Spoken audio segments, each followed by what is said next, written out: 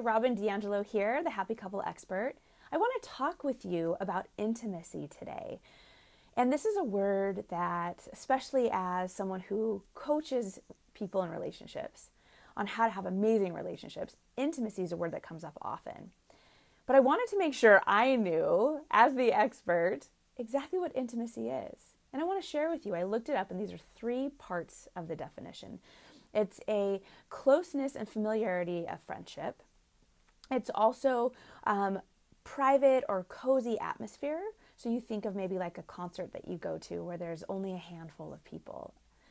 And then, of course, it's the act of being really close. They actually use the word intimacy in the definition. So an intimate act, oftentimes it's sexual intercourse, but not always. Intimacy, it's huge, but it's also really vague and abstract. So I want to start this conversation. I actually just recently read an article by Zoe Hicks about the 5 stages of intimacy. And I won't go through all of those, but I encourage you to look it up. It's really fascinating. And she compares it to kind of like the 5 stages of grief, because they are both, intense, and there's dullness, and then there's gains, and then there's losses. Intimacy is different for everyone.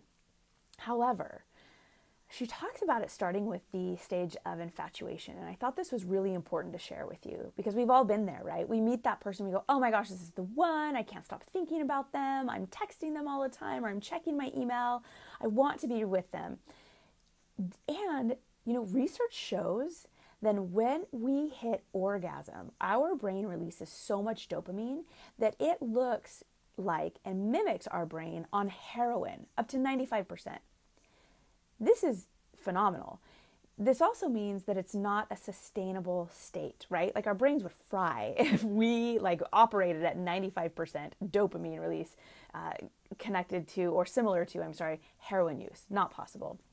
Which kind of dumps into the next stage, which is about, I think she calls it landing, where all of a sudden you wake up one day and you're like, who is this person that I've married to? Their jokes are not funny. Oh my gosh, he's so neurotic. I can't believe it. And that there was an article in Psychology Today that I think said, the day you wake up and say, oh my God, I've married the wrong person, that's the day your marriage or your relationship begins. Because it's the day you start to realize, okay, I'm dropping out of the infatuation, but we're still really close. Like we're so close that we're showing each other the parts of us that aren't so glamorous.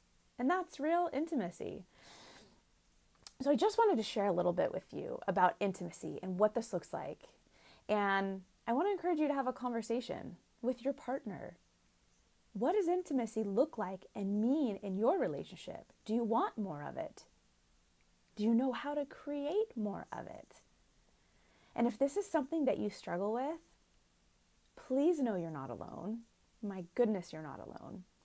I'd love to work with you if this is something that you feel like you'd like a little bit more help with in your relationship. Feel free to reach out, contact me directly. This is what I do. I help couples reconnect, deepen the intimacy, maybe even create it in new ways. Intimacy, it's simple. It is, but it's not easy. So if you need some help, reach out. Let's connect. Let's work together. And here's to building a more intimate relationship. Talk to you guys soon. Bye-bye.